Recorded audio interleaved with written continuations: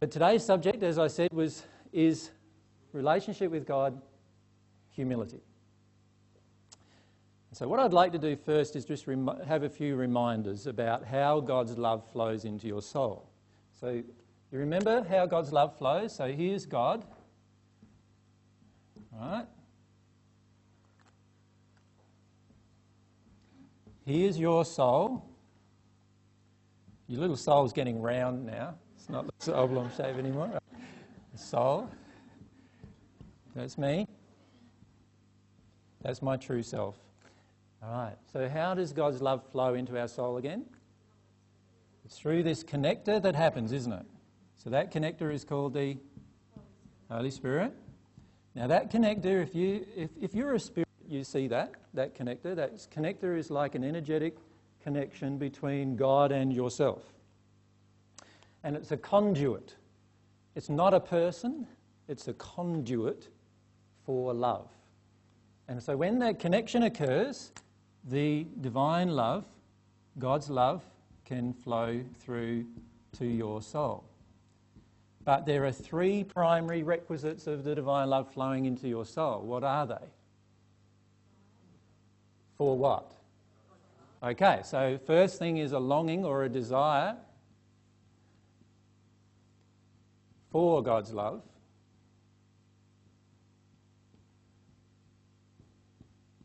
Now, many of us have not too much trouble with that concept, that we need to long for divine love to receive it. And a lot of people, though, have this assumption that they're receiving it even though they're not longing for it. And that's not a truth. But once we start understanding the importance of longing for love, like inside of us, and when you think about it, it's a bit like a relationship, isn't it? Whenever you, in a relationship, if you long for the other person's love, don't you? You long for them to love you when you're in that relationship, and you long to give them your love. So there's a common thing that gets set up in terms of desire. So most of us have not too much trouble with that longing for divine love, with the exception of those of us who have a bit of, or a lot of unworthiness to deal with. Then obviously we feel unworthy to long for love, and then that's one of the impediments that we have in that level. The second thing, though, is what? Longing for divine truth, right? Now that's a lot more difficult for most people. Longing for God's truth. Now, why is that so difficult? Because most of the time, we are heavily and emotionally invested in our own error. In other words, we want to believe that our error is true. So we're heavily emotionally invested. When we're heavily emotionally invested, what do we finish up doing? We start disallowing truth from entering our soul. And tomorrow we'll talk about that, how we go through this process of stopping truth from entering our soul.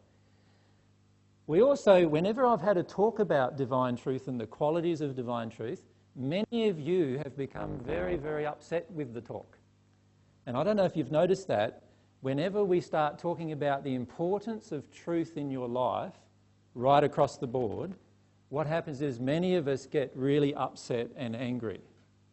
Now that's a very good indication that we're still not understanding the aspects of divine truth, the importance of actually seeking truth. So you can see here that we're having a longing or a desire for God's love. Here we're having a longing or a seeking for divine truth.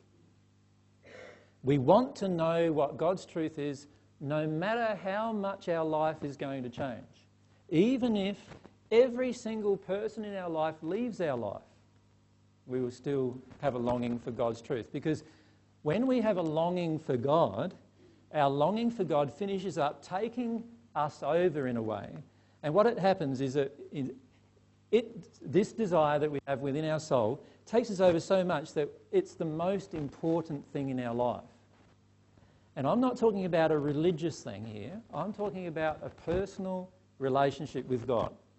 That becomes the most important thing in my life.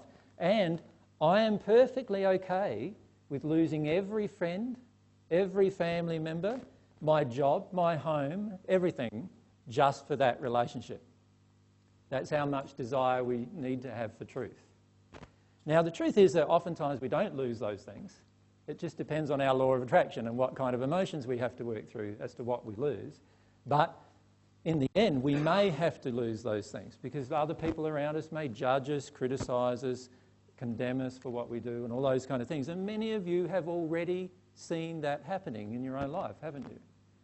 Where, somebody says, this is all getting to look like a cult and whatever else, and then what happens then is that you start feeling doubts and all these different things start coming up for you, and then you start reconnecting with God, because this is what it's about. It's not about you and me connecting together, although that's part of what will happen, but it's actually about God connecting with you and you connecting with God directly without anybody else being around. That's what it's about.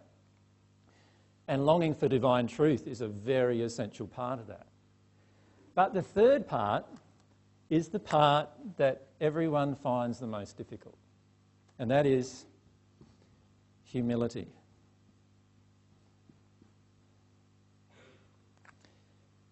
So many of us will come to admit to ourselves, yes, obviously God does love, and God therefore must have the highest amount of love, logically speaking. Even if we look at it intellectually, God must have the highest amount of love. If all love came from God, then and it doesn't matter how much love I have, it's going to be a subset of what God had. And if we add us all together, no matter how much love we can generate all together, we're still going to have less love than what God has, because God's infinite in love. So therefore, we have no trouble with the love part generally. Often we start having trouble with the truth part because we want our truth to be divine truth. We want God to come to our point of view. Can you see that happening sometimes in your life? How many times have you been angry so far with God on this path? Now, if you're honest with yourself, and if you deal with some of your emotions, you'll find that you've been angry with God quite a lot, right? Because you think, because quite often what we're doing is we're saying, why has God made it so hard, is one of the questions that we have, right? Well, the truth is God never made it hard at all. God made it simple. A child can do this. By the time we get to an adult, we're finding it hard because we've lost all of those skills of the child, which is to feel its emotion as it goes, to automatically be humble about truth. A child comes along and says to you, Daddy or Mummy, how did the stars get created?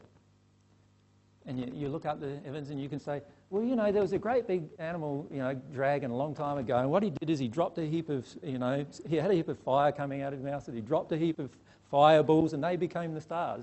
Now, your child will believe that at that point. Why? Because the child is so humble that it doesn't question what it's getting at. Now, later in its life, it will look back on that and say, well, that's obviously not right. Dad or Mum had problems with that one. But initially, they believe pretty much anything is coming to them. Now, the beauty of that from God's perspective is God is always going to give us truth. So if we're in a child state and we're emotionally open and accepting, divine truth is just going to flow into us like a pipe, pumping out water. That's how it's going to be when we're little. But by the time we're grown up, what's happened?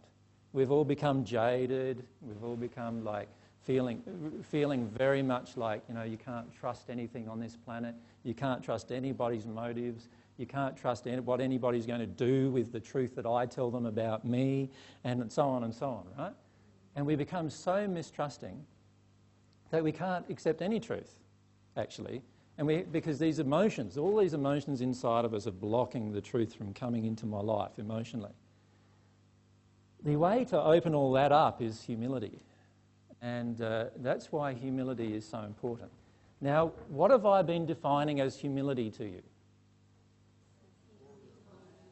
So, sincere and passionate desire and longing to experience all of your own emotions, no matter whether they are painful or pleasurable. Now, when it comes to the pleasurable ones, many of us have no troubles with those, right? But when it comes to the painful ones, now most of us are having a lot of difficulty. So that's one of the things. That's one aspect of humility. Now, I've been saying that to you because that is probably the most important aspect of humility. But today what I'd like to do is discuss with you other aspects of humility as well.